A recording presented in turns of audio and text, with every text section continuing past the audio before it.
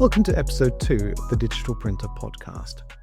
Now, in the print industry, we talk a lot about skill shortages, automation, and the future of production. But one of the most important questions we don't always ask is a simpler one. Who does print feel like it's for?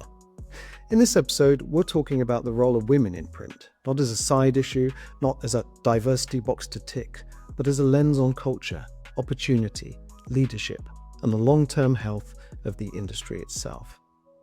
I'm joined by Gemma Mitchell, MD of Paragon at Dagenham and recent winner of the Women of Impact category at the Digital Printer Awards. There is Mika Walwyn-Lewis, Head of Marketing and Operations at the BPIF, Sam Morgan, Co-owner and Director of Operations at SignSpeed in Tenby, and Joe Stevenson, Managing Director of Think B2B Marketing. You'll hear honest reflections on what's changed, what hasn't, and what still needs work, from education and visibility to unconscious bias and workplace culture. And while the focus is women, the conversation goes much wider, touching on how print attracts, supports, and retains talent more broadly. One thing is clear though, this isn't a women's problem, it's a men's problem. It's an all of us problem. A problem that touches culture and traditions, and a problem that asks us to imagine what a more inclusive, resilient print industry could look like.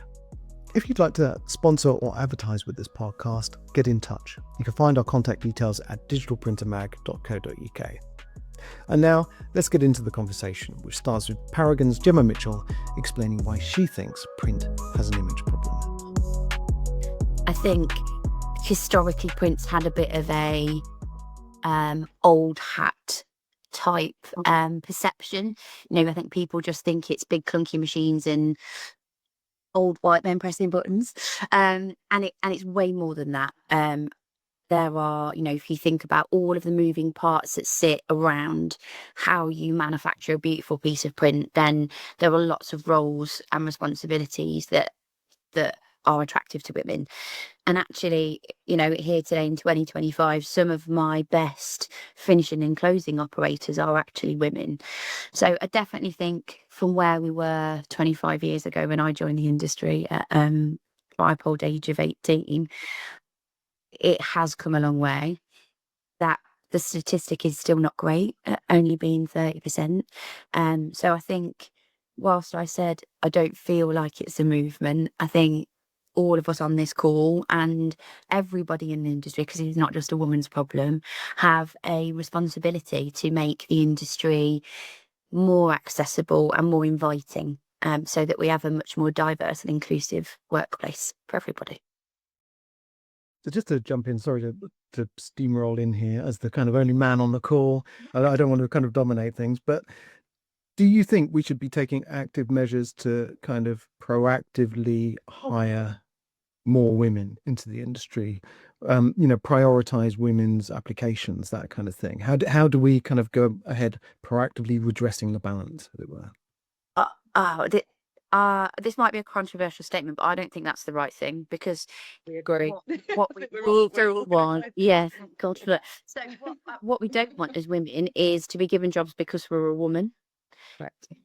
Every woman, regardless of the industry, wants to be given a job based on their merit, based on their capability, their performance, and their value.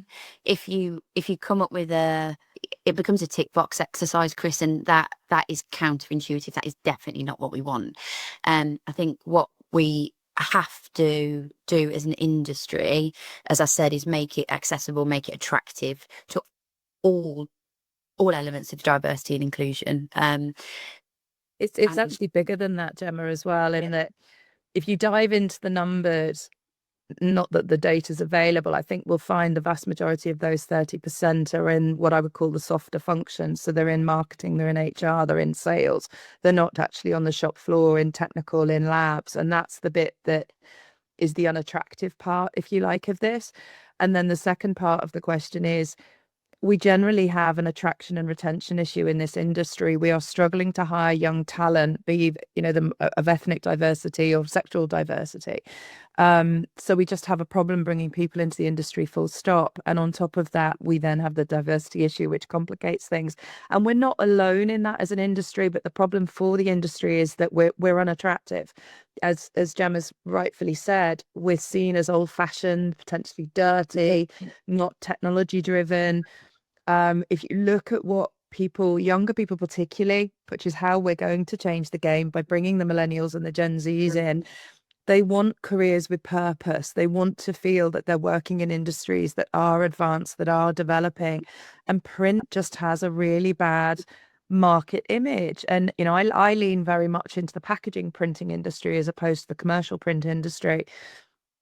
Packaging is seen as a necessary evil. It's perceived as something that's unsustainable, and it's actually the complete opposite. And when you get people into your business and you show them, we work with the L'Oreals and the P&Gs and the Reckitt and Benckises, the eyes widen up. The people suddenly realize this actually is quite a what's the word, exciting, vibrant industry, but we just have an image issue, and that on the one hand affects our ability to attract talent in the first place, but also then makes it less attractive to women as well. They just don't see.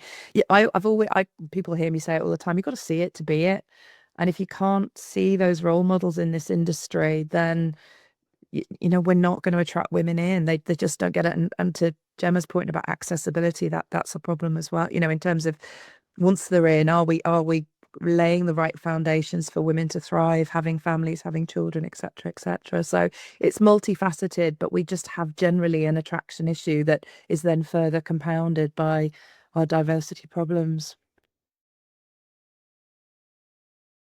Sam, what do you think about that? Because when I met you at the print show, you were there with your colleagues, and apart from Donna, the other owner of SignSpeed, they were all blokes. Yeah. Which was So interesting. we are a small team. We're a team of 7 in total, including myself and Donna. And we have one female member of staff who's currently on maternity leave. The rest of our staff are all men. It's not a conscious decision that we've made. We'd love to have more women in the industry, especially, as you say, within the production roles rather than the admin and marketing, which is seen as more women focused. But we find when we do advertise the roles, we very rarely get females applying, which is an issue. Also, young people as well. We don't seem to attract any young people. We've tried an apprenticeship route. We're very out on a limb here in West Wales that, we're not near a big city. We don't attract the universities. There isn't anything like that. So we haven't got that influx of people. But when Donna and I took over the business, because our business is actually over 40 years old, set up by a local married couple who used to do the old-fashioned screen printing, and they have developed the technologies and they have moved with the times.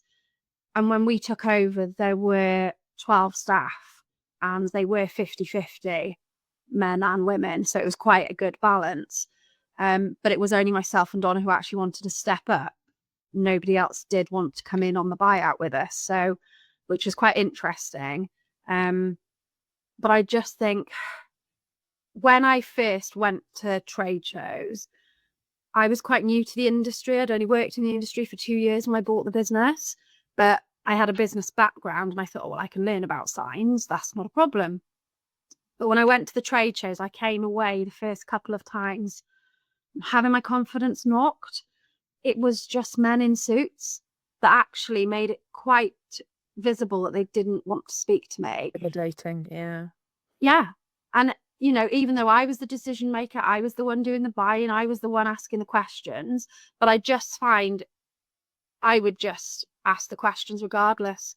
I did come away with my confidence a little bit knocked. That has changed over the last couple of years because I think the movement as it is, girls in print, that sort of thing, people are more aware of it, but there are still a few out there who are not as engaging with women in print as they should be. And it's really interesting because I've wrestled this over the years, and I do genuinely think it's not conscious for them.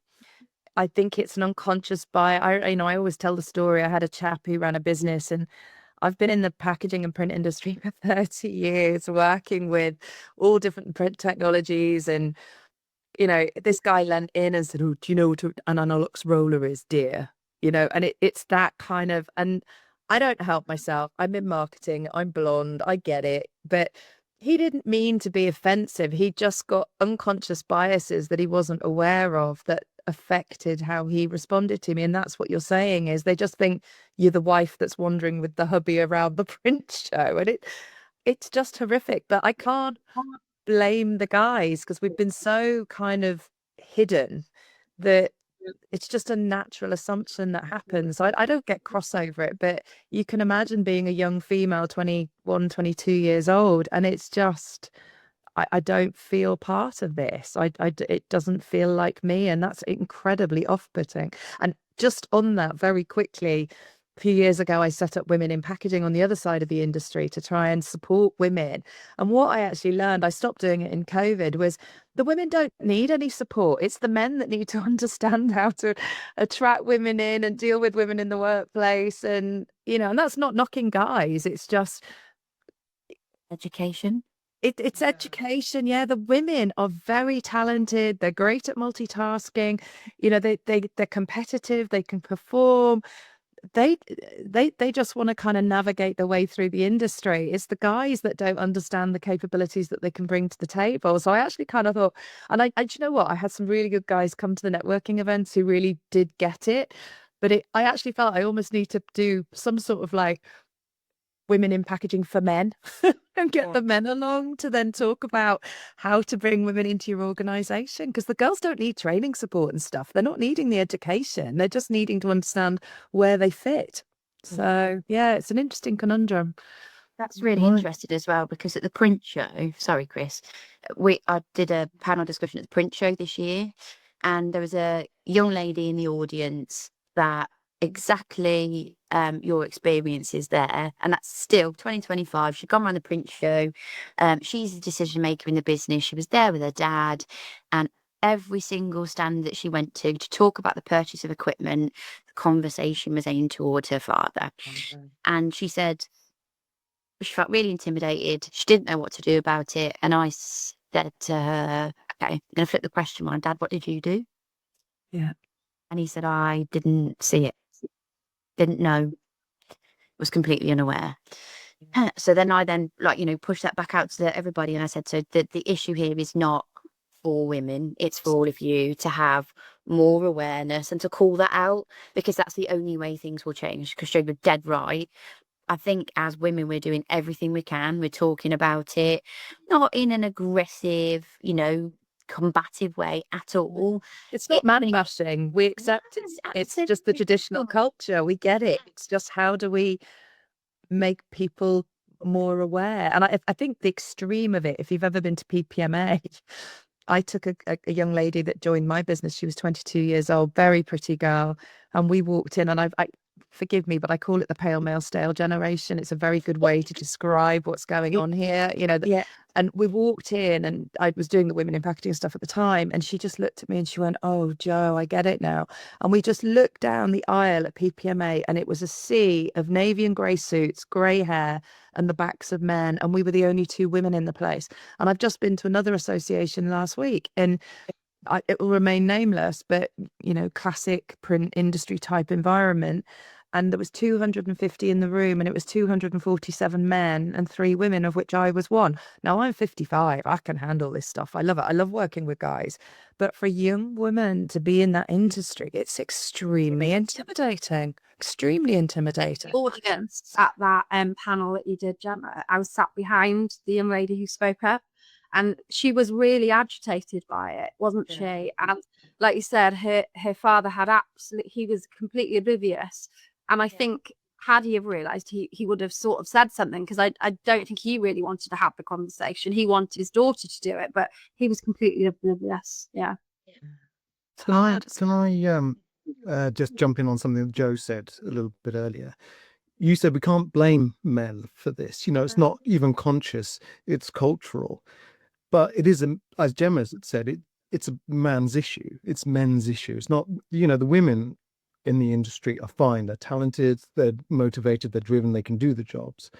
But it's a man's issue. Are we letting men off the hook too easily here? Do we need to be sort of making them a bit more self-aware? And maybe I could bring Mika in on this as a young person with maybe a bit of industry oversight, because you're in the BPIF. What do you think?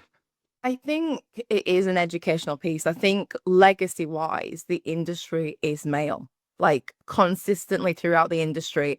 It is my dad, my uncle, my granddad, that is the reason why it's difficult to get women or anyone for any other ethnicities or young people into the industry, because a lot of it is I know someone, I'm aware of someone in the industry, and quite a few of the females that are in the industry, some of them do have family members in the industry, so they've come in through that channel.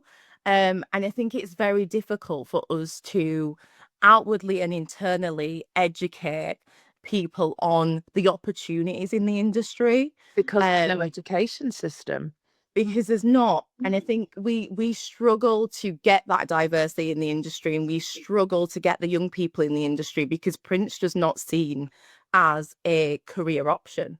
It's not seen as something where I can go in as an apprentice and I can work my way up, or I can go in after university, I can work my way up, and I can have my career for life, and I can change roles, and it's not seen as that. And I think that isn't everyone in the industry issue. I think we have to kind of look at ways to bolster ourselves, promote ourselves in a way and in a manner that allows for us to seem like we are inclusive, and for us to seem like we have diverse career options, we're open, we're culturally aware. And I think that's something that we have to look at. And I think it was last year's print show, I was speaking to some students, and they were in the final year of design courses, and they wanted to get into the print industry, and they approached me, obviously as the BPF, just to understand what was going on. Is there any options? Do we know anyone who's got any kind of graduate schemes going on? And they were making their way around the print show, and as everyone said on this, is they were aware that there's not a lot of diversity, and that was one of the things that they approached me on. And one of the girls was from I think she was Chinese, and her background was Chinese, and she wanted to have an understanding on, was there a diversity issue within the industry? Are there more women? Are there more people of color in the industry? Because that's the environment that she wanted to be in. She wanted to be in a work environment that was diverse, and she saw that as helping her with her role and people's different opinions and views from different backgrounds. So I think we've got to look at ways where we can attract women and young people who want a different way of working. And I think there's another thing in there where there's a lot of perception around, and I think it's historically where someone came in a job and you did that job forever. There's no movement, there's no career growth. And that's not what young people or women want now. They want to get in a role and know where they can end up in the next 2, 5, 10, 15 years, and know that they're going to be supported in that, and know that their company is going to be growing them, building them, developing them. And that's another educational piece I think we need to look at, is really educating companies on that. People are not just going to stay in a role until they retire. They're not going to still do the same thing. They want to be cultivated. They want to be nurtured. They want to bring their home and their work together. It's not having that separate mentality. They want a community at work.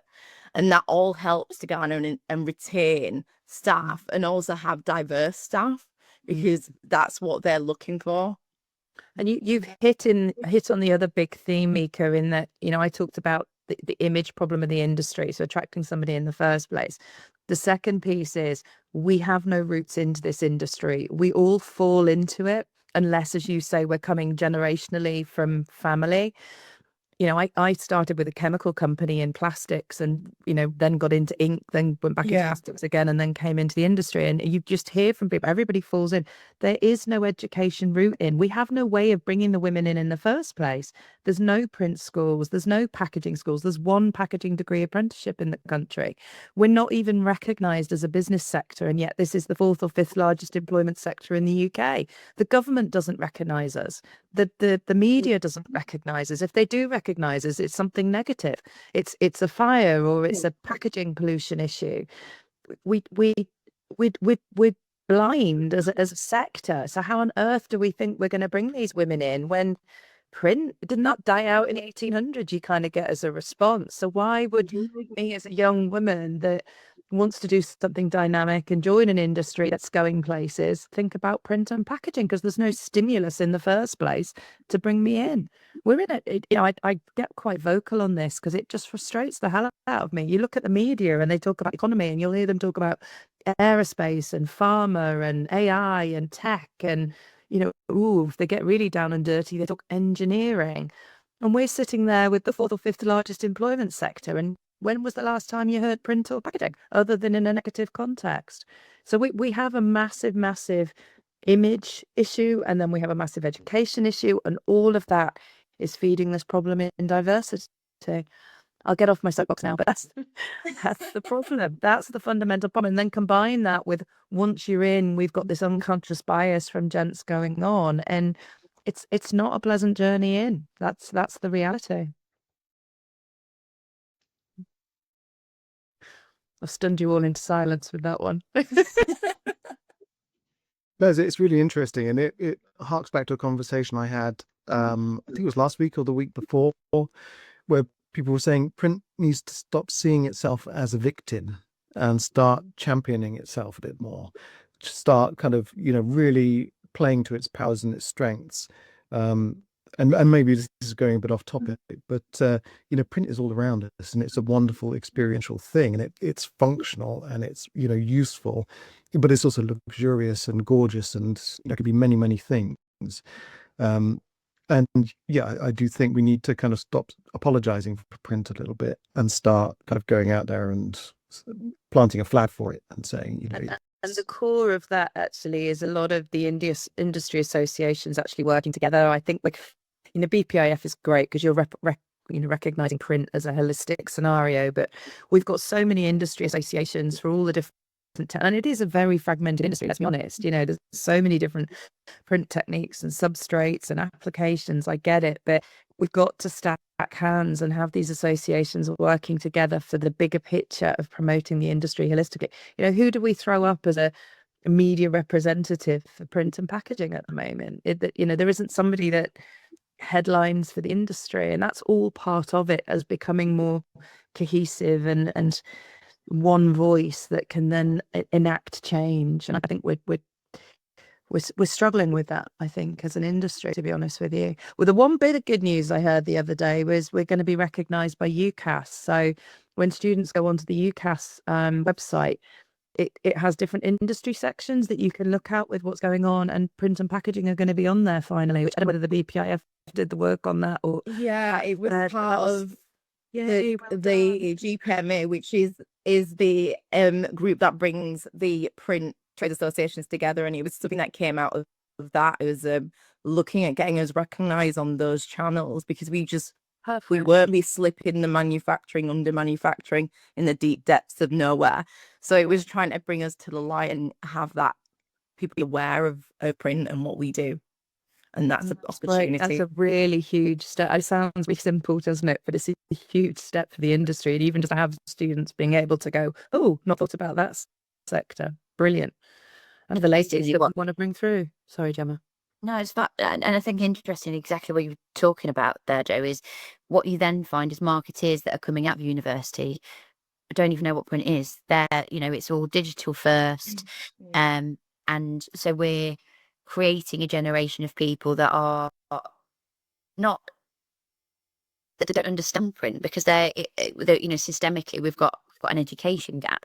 So that GPMA initiative, Mika, is great, and it's brilliant that it's been recognised, but do students understand what print is? And Chris, I think, preaching to the converted there, we're all huge print advocates, whether that is signage or packaging or commercial print and personalised communication. We're all massive advocates of it, but what we do is we all talk to each other about it. We don't talk outwardly about it. So there's great research with JIC Mail, and new research that the IPIA have just done is wonderful, but we're just talking to each other, and we already love it, and we already know its place, and we already know its value. What we don't do is then take it and push it out.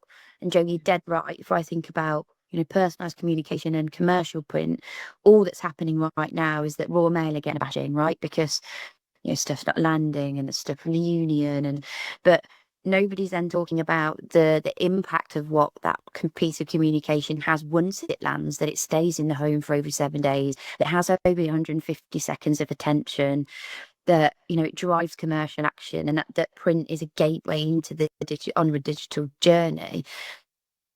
We need to figure out how all of this wonderful research, how all of the wonderful work that all the trade bodies do can build and build and that's how you build attraction. That's how you make print sexy. It's how you pull everybody in and make them as passionate as we are. Joe, you're dead right. I took a summer job in a call center and then ended up never getting out. Yeah. It's not an activity.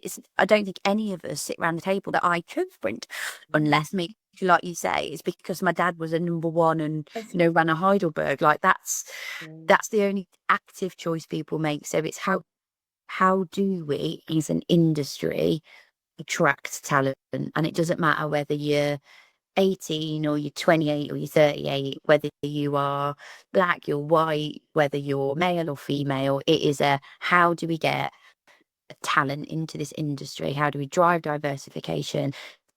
And how do we make this a successful industry for years to come? And the reality is, everybody keeps telling me, we've got a problem in the next 10 years about our brain drain and the aging. Because, forgive me, I think the average age is 48 or something. And I'm like, it's not 10 years away, it's now. I've got a printer that I work with up in Wallasey on the Wirral, and he's got 2 printers operating lines that are in their 70s and one that's 80. And he's brought in I know your face, Sam, I was like, but he's brought in, and I'm not being funny, but he's near Liverpool. This is a big conurbation of population. And he's brought in young lads, and they'll turn up for 6-7 weeks and then disappear. Now, he's an old-fashioned print business. He's certainly not rocking and rolling in terms of making this an attractive environment. But this is the reality today. We've got businesses out there that are dying because they just can't get people in. It's scary. The other thing, to your point, Gemma, you were talking about the education side of it. I have a graphic design business that's separate to the marketing business. We have a fantastic graphic design course in Wrexham that produces students, and we take one every so often. They don't teach them to set for print. I'm like, hold on a minute. What are we teaching these kids if they don't even know how to set for print? The setting for print is not easy. We all know that, right? But that is a fundamental core skill of what a graphic designer should be doing today. And they're coming out with a university degree and can't set for print. And they can't even relate the print industry to what they're doing in some cases. Oh my Lord, we're so on the back foot. It's unbelievable. Male, female. Massive issue with graphic designers, because we've got an in-house graphic design department, and we work with other graphic designers who will provide graphic design print. We do a lot of vehicle graphics, and like you say, it is so difficult because they will just design for screen, just for digital and print, and the follow-on product and the rest of the brand, and it goes with the rest of the business, is just not thought about. No. And quite often they're being taught on out-of-date software as well. So, we're using a lot of InDesign and Adobe stuff. And because the universities can't afford to invest in the latest technology, and, software guys are mad. They should be putting it in there for free like they do in the US. But they're coming out on old software and they don't know how to set for print. So you might as well do it yourself, And sorry, I think what we're learning, Chris, is this women in print issue is part of a bigger industry phenomena that we're finding around attraction and retention of talent. It's yes, we've got a particular problem for ladies, but it's part of a really big challenge that we have that needs to be tackled holistically. Essentially, I don't think it's just about the women. It's about that bigger. How do we make our industry more sustainable? Sustainable in the sense of longevity as opposed to the environment. With that in mind, I've got a couple of questions. And I had a conversation with someone on a different topic, but again about kind of marginalized members of the workforce. And this harks back to what Gemma said earlier about this not being a woman's issue. This is a men's issue. This is something that men need to do. Everybody's issue. Well, isn't everybody's issue? It's everybody's issue. But I was speaking to someone and they said, why should the burden of this fall upon that particular group? And I look at who we've got here today, and it's all, apart from me, it's all women. When we see these kind of panel discussions about women in print, it's largely women. Do we need to be having more discussions about this where it's men or a mix, or, and also going onto the skills gap, the days of, or, ink covered fingers are largely gone now. Software is kind of closing the skills gap. Everything's connected. Everything is now kind of, you've got workflow software. How can software and technology help to kind of make the industry more attractive, make it kind of more comprehensible, where the skills are no longer about cogs and inks and watching the paper go through. It's more about software, it's more about marketing, it's more about technology. Just throwing that out there. What do you think? So I guess I'll pick up on your first point. So we set up a women's network. So I chair the Paragon Women's Network. And one of the things that we do very, very proactively is to ensure that whatever topic it is that we're talking about, that we're driving male allyship. And so we do internal webinars and things like that approximately every quarter, and pick topics that are relevant. But we ran a whole session on male allyship, and we had our COO, a member of the senior finance community, and our head of learning and development to talk about what allyship means to them and how they can support women in print and how they can support overarching diversity and, some of the unconscious bias and learned behaviours and calling out. So I think there is whilst it's not a female problem, ultimately it is women that feel it and see it and are underrepresented. So it is pushing forward and driving. But it's also about organisations recognising and having the appetite to change. And I'm dead fortunate where I work. That is absolutely at the forefront of what we're trying to do. But you are right, Chris. It is about having senior leaders in a room that are able to influence change, that are able to set the culture, that are able to drive representation, and that they talk about it. So I think what you also have to recognise and bear in mind is that whilst print isn't necessarily widely representative, our customers are more.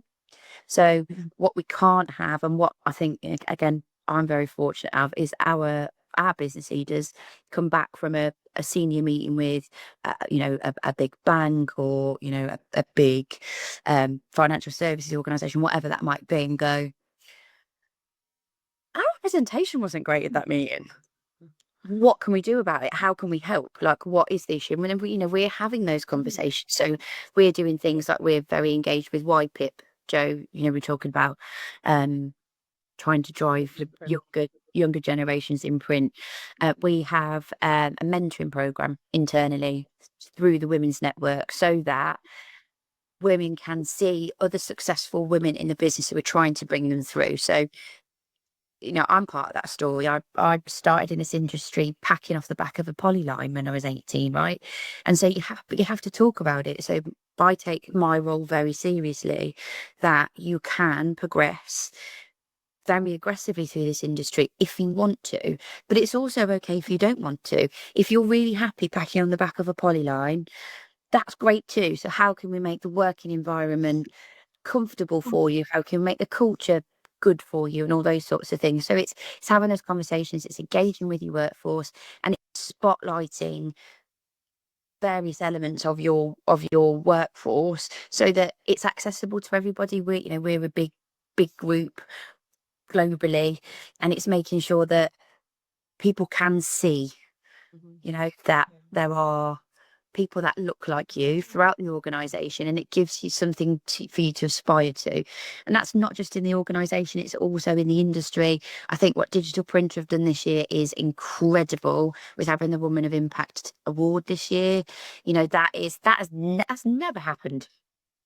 That's never been a thing. We have the Women in Packaging Excellence Awards as well, that Packaging News sponsored. And that's new, right? 400 people attended the awards dinner. That's we were shocked, absolutely shocked. It's great to see. But the reason that that's important is so that it's raising the profile, so that people coming through can see, Yeah. you know, women See in it, feel it. groups. Yeah, see it to be, and so that you don't walk into an industry event or a room and feel underrepresented and feel like it's going to be too hard. Yeah. So it's about And it can be celebrating. really silly things, Gemma, that make the difference. I don't know whether you know Nicola Jones. She is from the she's actually British Steel, but whatever they're called now. But I probably get killed for that. It's probably the wrong name of the business she works for. But she was saying a really stupid thing she observed was all the PPE was designed for men, and any women that were working for them were walking around and having to like double tie their PPE. So it was all like the crotch was hanging down by their knees. And she said that's a really stupid symbol of you're different. You don't quite fit here. And the first thing she did was go in and have all the PPE redesigned for women so that they actually fit it. And you do think of silly things like that can affect people, that just send you that subliminal signal of I'm different, I'm odd, I'm not meant to be here. And I just thought it was a brilliant example of the things that employers can do to make the difference, to make people feel like they fit in and they belong. 100%. And that was a similar story. So we're connected with one of our utility customers, and their women's network was saying exactly the same. Female engineers had exactly the same issue. And then through their network, they've identified that and, they've changed it. So it makes working environments more comfortable. But there's going to be all of those sorts of nuances in every industry that, people are learning and they're changing, and it's about collaborating, sharing and understanding that, and collectively trying to make a workforce globally more accessible to women. And that's not just necessarily a print problem. I think Joe touched on right at the beginning, women tend to be better represented in marketing roles, in HR functions, in client services roles and things like that. So it's how do we help that become more diverse, I think.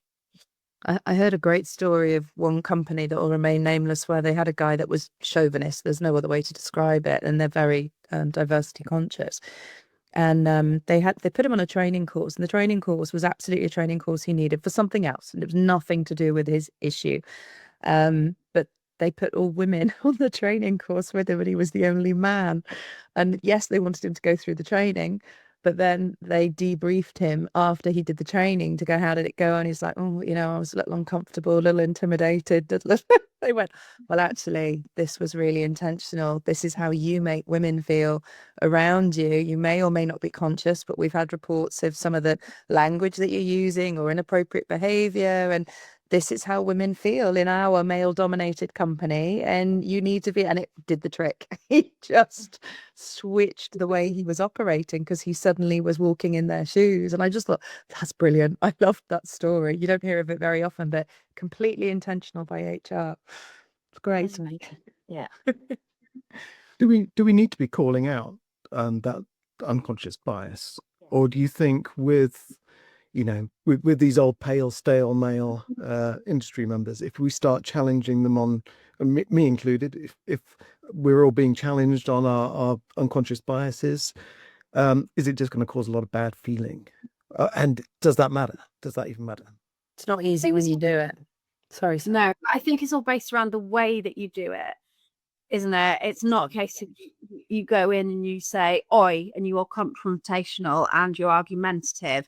It's just drawing their attention to the fact that it's been done and then looking at their reaction, how they then react. If they perhaps don't change and they continue in that manner, then that's a bit different. But it is about your reaction and how you tackle them. And I think it has to come back to the education piece, right? Because like Joe said at the beginning, that this isn't about like malintent. It's not about that. It is definitely unconscious. It's because historically, exactly like Mika said, there hasn't been diversity. And I think the diversity has become much more prevalent quite recently. So I think, it's big change. So it is about, exactly like Sam said, it's about delivery. So it's are you aware of how that might be, interpreted? That's how that statement made me feel, or perhaps you could have approached that in a slightly different way. It's more of an education. If you're confrontational and you're combative, all that's going to do is make people defensive and exasperate behaviour. So, and then that becomes, women are difficult to work with, which is definitely not what we need over and above already the challenges that some women face. So I think Sam's dead right there. It's about delivery. And at the print show, Sam, that's what we talked about with the young lady, right? It was about, my view is always not to be confrontational, and I know that some other people on the panel have different views of how to approach that situation, but my view is, kill people with kindness, right? And the dad had a responsibility to call it out, and the daughter had a responsibility to own her worth and to say, actually, I'm the decision maker here. I know that might not be your normal, but talk to me. And for the dad, it could be as simple as, I don't know what her name was, let's call her Amy. Amy's responsible for this. Amy, Yeah. what's your comment to that? That's not confrontational. The person will feel like an idiot, but that's just correcting it. And for me, sometimes it's just as much as a raised eyebrow. That's all it takes for somebody, for them to kind of, and you don't have to say anything. They can't go, oh, she raised her eyebrow at me. But it can be as simple as that. And it kind of gets the message over. Inappropriate, not happening. So, but I also take on, I'm 55, I'm worldly wise. If I'm 25, am I really going to do that? Probably not. You learn to cope with this stuff as you get older. Yeah, and I think that is the educational pieces where we're looking at we're seeking to get apprentices in, and we're looking to get diverse apprentices in from different genders, different backgrounds. Is someone at 18 going to confront someone when they're at the beginning of the career? They're going to do it their early 20s.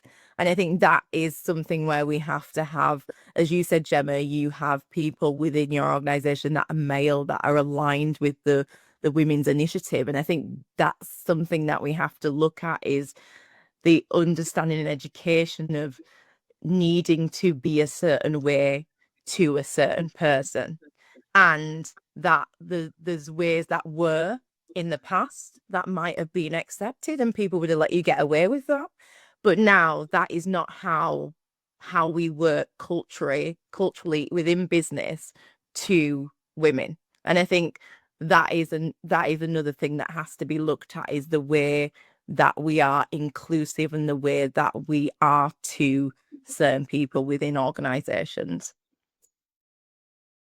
Great. Do you think there is a danger that we're kind of protecting people's feelings a little bit too much?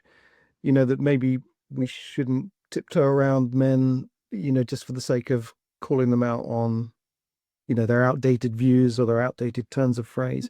Do you think they need to, get a little slap down every now and then? You frowned upon that, Chris. Bit of slap down. Not sure why. In emotional, being called out. Verbal slap down. I think the difficulty is you've got to maintain good working relationships. And I think Gemma got it spot on. You don't want to be seen as the difficult woman, because it's amazing how you can end up being front of the queue for redundancy if you're the difficult woman. So I think most of us that have survived the industry, and I use that term intentionally because you do feel like you've survived sometimes, we've learned to handle the banter in a way that's either equally banterish back, but gives them the message, or we've just got a thick skin, or we kind of have a quiet word that works. But I don't think that for me, I'm sure all women handle it differently, but for me, I've just learned to, I spent a few years in the construction industry when I first started working, and talk about cut your teeth on banter. That was the place to do it. So I brought that experience to the print industry with me. But some women don't want to be like that. They're very intimidated by it. And that's the people that we've got to protect, actually. Yeah. They're the ones that should be able to happily work in our industry and not feel that pressure. It's just, the men don't feel the pressure. There's some wonderful videos out there on YouTube. I don't know whether you've seen some of them, where there's a Dutch company where they ask men the questions that have been found to have been asked of women in interviews. And the men are kind of like, what, why are you asking me that? And they then reveal all afterwards, and they can't believe that women are treated in that way. So I think there's some really good education stuff out there, but yeah, for me, the confrontation route doesn't work. It just gives you a bad rep, and then that makes your life even harder, actually. But I love the industry. It's a great industry. I'm not suggesting that this is a painful thing for me. It's a wonderful industry, and a lot of the guys I work with are absolutely fantastic. They're my best friends, It's just there's still that dominance that has affected where we're at now and why we can't get these women joining us ultimately. Just to kind of move things towards a close now, because I know we're coming up to time. But is there anything, we've talked about kind of different things you've seen, different award ceremonies, women being recognised. But is there anything that you're seeing that is giving you hope and making you feel optimistic about, the changing diversity of the industry, or the increased recognition of women's roles in print? For me, look at Sam, look at Gemma. I'm sorry, I've cut across it, but look at Sam, look at Gemma, look at Mika. Amazing individuals, really doing things that are driving change. They're role models. They're tops of their own. You doing a buyout, Sam, is just like brilliant. And I've got a lady that I work with as a client who's gone from customer service to managing director of a packaging printing company. That stuff just warms my heart. Things are getting better, but we've just got a long way to go. Sam, really sorry, please speak. That's okay. No, I think for me, it's the conversations, it's the fact that it's being recognised and there's work towards it, and that there are young people, there are more women coming into the industry, and the fact that we have these conversations can only take it in a good direction. Yeah. I agree. I think for me, I've been in the industry for nearly 12 years, and like you, Gemma, I started up as a temp doing sales for the BPIF, so I was only supposed to be a Christmas temp. Still here, like 12 years later. But you mad fool. But for me, I think the biggest difference I've seen is women in leadership roles from even 12 years ago. Women as directors, women as even just managers, women taking over businesses. And I think that for me is just inspirational and aspirational. And that's something that we need to kind of push out and have and look at having as ambassadors up and down kind of the sectors within the industry, in different roles in the industry, where they can show that it's evident that you can do whatever you wish within this industry. You can have a career at whatever level. And as Gemma, you said, if you want to do that role for the rest of your life, that is fine. But we will support you and do that. And there's growth within that. And or if you want to take yourself up to a director level, the opportunity is there. And I think that is something that I've seen massive change in, is just looking at how those leadership roles have taken a change. Yeah, and I would ultimately I would agree with everything that everybody said. I think it's about talking about it, and I think we do that now more than ever. And I think we have the space and the freedom to do that. It's not.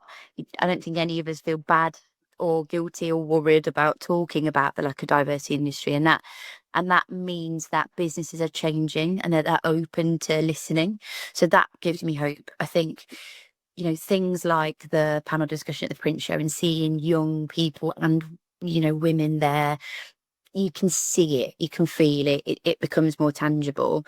And then I look around and look at all of the amazing women on this call today, and look at a load of people that have been nominated for the Women of Impact Award and various other organisations.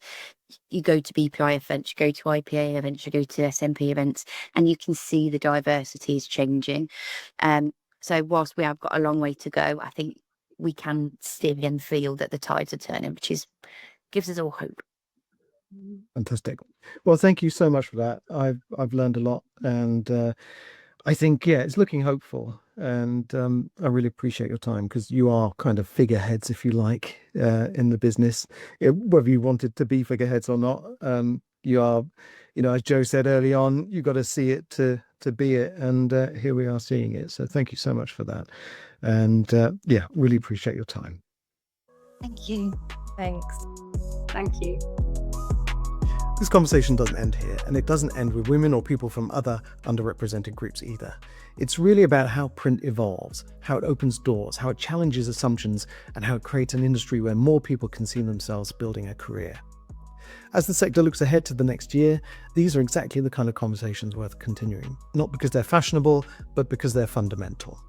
We also cover this conversation in the latest issue of the magazine, December-January 25-26. You can find that on our website, digitalprintermag.co.uk, but hopefully you get the print edition so you can just reach for it on your bookshelf, where I'm sure it takes pride of place. As I mentioned at the beginning, if you want to sponsor or advertise on the podcast, get in touch. You know where to find us. And if you have any comments, feel free to share them. In the meantime, thanks for listening, and we'll see you in the next episode.